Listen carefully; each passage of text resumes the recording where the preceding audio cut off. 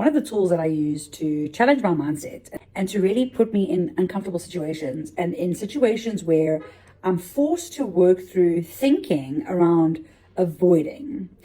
And one of those is getting into the ocean when it's overcast and it's a little bit windy, so it's a little bit cold. My brain goes into overdrive. It is like, I don't want to get in there. How am I going to warm up? So obviously it's a little bit easier because I know the benefit and I'm excited about it. And there's this internal motivation for me to get into the ocean. So that does help. And I'm very aware of the conflict that I'm feeling before I get into the ocean, because my brain really does go into survival mode. And it says, no way, you're going to get sick. This is bad. It's going to ruin your day. And I really have to check in with those thinking patterns. And this morning was one of those. I woke up slightly later than normal, so it felt like already I was like in a bad mood. And I was just thinking, oh, do I want to go? Should I go? Shouldn't I go? I need to be home in time to record a podcast. What's going to happen? So like my brain started going into overdrive. And that's when I knew it's time to go. Get ready. Because when my brain is going into that overdrive, it's not serving me. It's not helping me.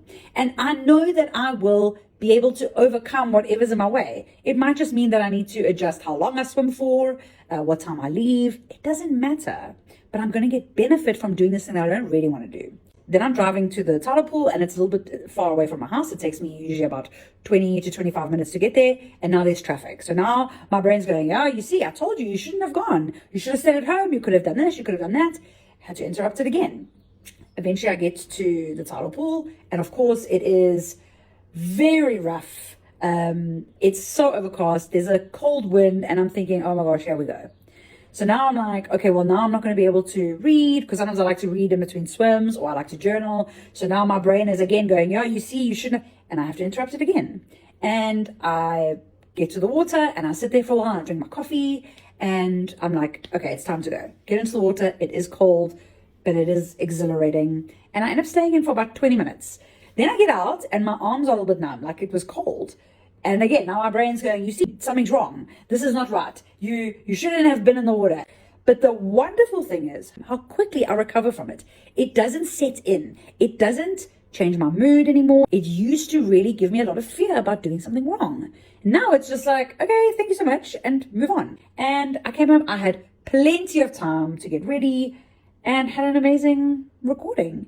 And it just made me think how often we let those little niggly thoughts get in our way of doing something that's actually going to serve us.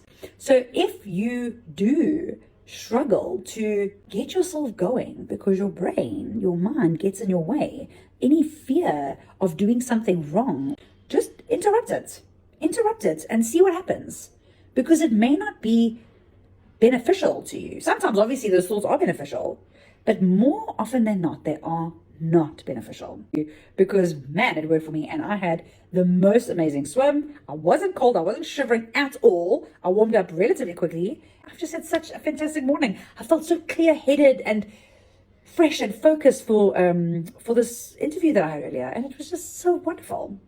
So I hope you get something from that.